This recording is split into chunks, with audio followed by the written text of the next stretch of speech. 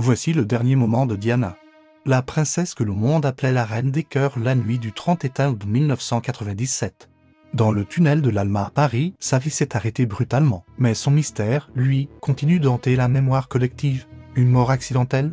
Un complot soigneusement orchestré? Les rumeurs n'ont cessé d'alimenter une légende déjà hors du commun. Avant de mourir, Diana était traquée, observée, poursuivie par les paparazzi. Comme si le monde entier exigeait ses dernières images, dans la voiture noire lancée à toute vitesse, chaque seconde semblait sceller son destin.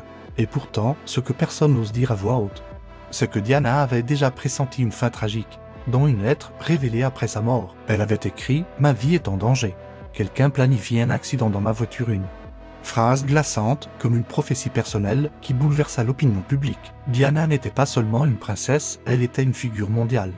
Une femme adulée mais aussi redoutée par l'institution qu'elle représentait, son charme, ses gestes tendres, sa proximité avec les gens ordinaires lui valurent une place unique dans le cœur des Britanniques. Et au-delà. Mais derrière ce sourire lumineux se cachaient des blessures profondes. Une jeunesse marquée par le divorce de ses parents. Un mariage avec Charles devenu un théâtre d'humiliation. Et une solitude dévorante malgré les projecteurs. La tragédie de Paris fut l'ultime scène d'un drame royal. En quelques heures, une icône est tombée. Et l'onde de choc fut planétaire. Mais ce que l'on oublie souvent, c'est que ces derniers instants ne furent pas seulement ceux d'une victime, ils furent ceux d'une femme libre et prise d'amour, cherchant à se réinventer loin du carcan royal. C'est cette contradiction entre contes de fées et cauchemars modernes que nous allons explorer. Car l'histoire de Diana ne s'arrête pas à sa mort. Elle commence véritablement avec le mystère qui l'entoure encore aujourd'hui. Diana, français, est née en 1900 au sein d'une famille aristocratique britannique. Pourtant, rien ne la destinait réellement à devenir l'icône mondiale qu'elle fut. À 20 ans à peine, elle épouse le prince Charles, héritier de la couronne britannique. Le mariage, retransmis à la télévision en 1981, est suivi par près d'1 milliard de spectateurs, un véritable conte de fées moderne. Au lieu du monde, une jeune institutrice de maternelle devenait princesse, et avec elle, une légende s'écrivait, mais ce qui semblait être le début d'un rêve ne tarda pas à se transformer. En prison dorée, le couple princier s'enlisa rapidement dans les non-dits, les trahisons et les silences douloureux. Derrière les murs majestueux de des milliards 0 millions 0 000, Diana découvrit que son mari n'avait jamais cessé d'aimer une autre femme, Camilla Parker-Bowles. Cette révélation fut une blessure intime, mais aussi une humiliation publique. Car les médias commencèrent à capter les signes de ce triangle amoureux. Et c'est précisément là que Diana devint bien plus qu'une princesse, elle choisit de ne pas se taire. Elle afficha sa vulnérabilité, parla de sa solitude, de ses troubles alimentaires, et fit voler en éclats l'image figée et glacée de la monarchie britannique. Pour la première fois, une voix féminine issue de la famille royale osait défier la tradition, briser le protocole, et exposer les fissures d'une institution considérée comme intouchable dans les années 1980 et 1990, alors que le Royaume-Uni traversait des mutations sociales et politiques. Diana incarna une modernité bouleversante. Elle n'était pas seulement une princesse de papier glacé. Elle se penchait au chevet des malades du sida, serrait la main des lépreux, visitait les champs de mines, posant des gestes que la monarchie jugeait inconvenants, mais que le peuple admirait profondément. Son surnom de reine des cœurs ne fut pas un hasard. Il traduisait cette proximité, ce lien charnel qu'elle entretenait avec les plus fragiles. Ce rôle, cependant, n'était pas sans prix. Les tabloïds firent de Diana leur proie favorite, traquant le moindre de ses pas, ses regards, ses amours supposés, ses escapades. Chaque sourire et chaque larme devint une marchandise à vendre. Son divorce avec Charles en 1996 marqua une rupture historique. Jamais une princesse n'avait été aussi publique dans sa douleur, ni aussi exposée dans sa révolte. Elle représentait à la fois la victime d'un système et la femme qui, en s'en affranchissant, déclencha une révolution silencieuse. À la veille de sa mort, Diana semblait sur le point de reconstruire sa vie. Elle voyageait, s'affichait avec Dodi Al-Fayed, fils d'un milliardaire égyptien, et apparaissait rayonnante malgré les blessures du passé. Pourtant, ce bonheur fragile attisa encore plus la curiosité médiatique et la colère des cercles conservateurs. Une princesse divorcée, libre, amoureuse d'un homme étranger, musulman de surcroît. C'était un défi direct lancé aux traditions de l'establishment britannique ainsi. Le thème principal s'impose de lui-même. Diana n'était pas simplement une figure tragique, mais un symbole de fracture entre la royauté figée dans ses rituels et la modernité d'une femme émancipée, entre le rêve féerique et la réalité d'un cauchemar médiatique, entre l'amour sincère et la manipulation institutionnelle. Son destin est devenu le miroir des contradictions d'une époque et c'est dans ce climat de tension, d'adoration populaire et de rejet aristocratique que s'est écrit son dernier chapitre, celui qui conduira, quelques mois après son divorce, à cette nuit fatale à Paris. Tout commence par une image, une princesse au sourire lumineux, saluant la foule devant le palais de Kensington. Mais derrière ce sourire, Diana vivait une lutte intérieure qui allait se transformer en véritable guerre médiatique et familiale. L'événement initial, ce fut le mariage de conte de fées d'un 9-8, où Diana apparut dans une robe gigantesque, digne d'un rêve enfantin. Mais très vite, le rêve tourna au cauchemar. Charles resta distant, absorbé par son amour pour Camilla. Diana, de son côté, sombra dans la solitude, ses troubles alimentaires, sa dépression, ses appels à l'aide. Tout fut caché au public jusqu'à ce qu'elle décide de se confier. Dans l'interview historique donnée à la BBC en 1995, elle osa prononcer la phrase devenue légendaire « Nous étions 3 dans ce mariage. Une bombe. » La monarchie, qui vivait de silence et de non-dit, se retrouva exposée au grand jour. Ce fut le début d'une série de scandales. Les rumeurs d'infidélité, ses relations supposées, son rapprochement avec des hommes influents comme Asna Khan, chirurgien pakistanais, ou encore Dodi Al-Fayed, fils du milliardaire égyptien Mourhamid Al-Fayed, alimentèrent les tabloïds. Chacune de journal semblait vouloir dévorer un peu plus l'âme de Diana. Mais paradoxalement, plus les journaux la traquaient, plus le public l'aimait. Elle apparaissait humaine, imparfaite, vulnérable, et c'est cette fragilité qui la rendait irrésistible au milieu du monde conflit interne. Quant à lui, était double. D'un côté, Diana affrontait la famille royale, qui voyait en elle une bombe à retardement. Sa popularité dépassait largement celle de Charles, et certains craignaient qu'elle ne devienne une menace pour la monarchie elle-même. De l'autre, elle se battait contre une presse avide, prête à tout pour obtenir la photo exclusive. Ces deux forces, la monarchie et les médias, semblaient l'enfermer dans un piège dont il était impossible de s'échapper. Puis vint l'événement inattendu, son divorce officiel en août 1996. Libérée du carcan royal, elle semblait renaître. Elle multipliait les engagements humanitaires, s'affichait plus épanouie et surtout commença une relation passionnée avec Dodi Al-Fayed. Les paparazzi flairèrent alors une nouvelle mine d'or, l'histoire d'amour interdite de l'ex-princesse et du milliardaire. Chaque déplacement devenait une traque, chaque sortie un siège. Le point culminant survint durant l'été à 997. Les photographes ne la lâchaient plus d'une semaine, à Saint-Tropez, à Monterlo, à Paris. Diana et Dodi étaient suivis jour et nuit. Les images volées de leurs vacances firent l'une de tous les magazines, et dans cette chasse effrénée, le drame se préparait. Le 30 août au soir, il quitte l'hôtellerie de Paris pour échapper aux photographes. À bord d'une Mercedes 2800, conduite à vive allure, il s'engouffre dans le tunnel de l'Alma. Quelques secondes plus tard, l'accident se produit. La voiture s'écrase violemment. Dodi meurt sur le coup. Diana est transportée à l'hôpital de la Pitié-Salpêtrière, mais ses blessures sont trop graves. À 4 heures du matin, le 31 août 1997, le monde apprend l'impensable. La princesse de Galles n'est plus. Les conséquences furent immenses. Une vague d'émotions planétaires balaya toutes les frontières. Des millions de fleurs furent déposées devant Kensington Palace. La reine, critiquée pour son silence initial, dut céder à la pression et s'exprimer publiquement.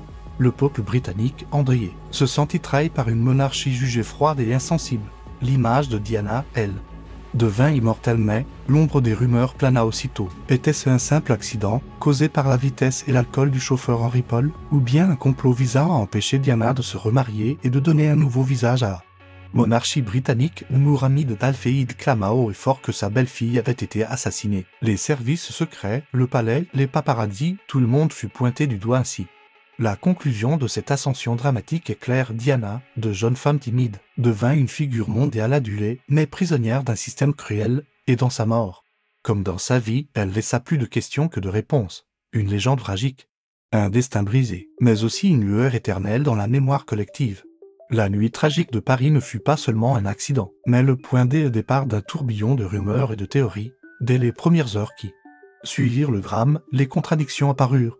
Pourquoi la voiture roulait-elle si vite? Autant de questions sans réponse qui alimentèrent une atmosphère de conspiration. Les en fut suivi d'un choc mondial. Les médias, d'abord accusés d'avoir traqué Diana jusqu'à sa mort, se défendirent en rejetant la responsabilité sur le chauffeur Henry Paul, retrouvé avec un taux d'alcoolémie élevé, mais l'opinion publique refusa d'y croire totalement. Trop d'éléments semblaient suspects. Les tabloïds britanniques, paradoxalement, passèrent de bourreaux à héros de la douleur collective. Ils publiaient des photos en noir et blanc, des éditoriaux larmoyants, comme pour effacer des années d'harcèlement. Puis vint la voix la plus retentissante, celle de Mourhamid Al-Fayed, père de Dodi, convaincu que son fils et Diana avaient été assassinés. Il parla d'un complot organisé par les services secrets britanniques et même, selon lui, avec la complicité de la famille royale. Il affirma que Diana était enceinte, qu'elle envisageait un mariage avec Dodi, et qu'une telle union aurait été inacceptable pour l'establishment britannique. La perspective qu'un futur beau-père musulman puisse graviter autour des princes William et Raji était jugée insoutenable par certains cercles conservateurs. Ce scandale fut amplifié par une révélation glaçante, une lettre rédigée par Diana elle-même, adressée à son majordome Paul Burrell. Dans ce document, elle écrivait noir sur blanc qu'elle craignait qu'on planifie un accident de voiture pour la faire disparaître. Ces mots, rendus publics en 2003, jetèrent un froid sur l'opinion. Était-ce une simple intuition paranoïaque ou la preuve d'un plan diabolique? La rumeur enfla, et les enquêtes officielles n'arrivèrent pas à éteindre le feu. L'enquête française conclut à un accident. L'enquête britannique, baptisée Opération Paget, confirma la même version en 2008, rejetant l'idée d'un complot. Mais pour beaucoup, ces conclusions ne furent qu'un écran de fumée. L'absence d'images de surveillance, les témoignages contradictoires des paparazzi, et la vitesse excessive de la voiture alimentèrent le doute. Au-delà des théories, l'émotion demeurait brute. Le monde entier se souvient de ces images, des millions de bouquets devant Kensington Palace, les visages bouleversés des anonymes et surtout, les deux jeunes princes marchant derrière le cercueil de leur mère sous les yeux de la planète entière. Ce moment devint une cicatrice collective. Comme l'a dit un journaliste de la BBC, ce n'est pas seulement la princesse de Galles que nous avons perdue, mais la mère de la nation. Dans les coulisses, les tensions étaient vives. La reine Elisabeth II, silencieuse dans les jours qui suivirent, fut violemment critiquée. Son mutisme fut interprété comme de l'indifférence, un manque de compassion. Ce n'est qu'après une pression intense, notamment du Premier ministre Tony Blair, qu'elle s'adressa à la nation. Rendant hommage à Diana comme une femme exceptionnelle, Blair lui-même avait forgé une expression devenue célèbre. The People's Princess, la princesse du peuple. Cette vérité noire, c'est que la mort de Diana révéla au grand jour les fractures d'une monarchie figée dans ses traditions. Elle mit en lumière la cruauté des médias, la soif insatiable d'images, et les failles d'un système qui n'avait jamais su protéger une femme vulnérable. Derrière la façade des dorures royales se cachaient des larmes, des cris, et un silence assourdissant pour les millions de gens qui l'avaient née. La douleur ne se résumait pas à un fait divers tragique, elle représentait la perte d'un symbole, d'une présence rassurante, d'une femme qui avait osé tendre la main aux malades, sourire aux oubliés, et défier les codes pour être elle-même. Sa mort ne fut pas seulement une tragédie, elle fut une révélation brutale du prix à payer pour être libre dans un monde où l'image vaut plus que la vie. Aujourd'hui encore, chaque nouvelle enquête, chaque documentaire, chaque livre ravive cette question lancinante. Diana est-elle morte dans un banal accident ou a-t-elle été victime d'un complot? Le mystère reste entier.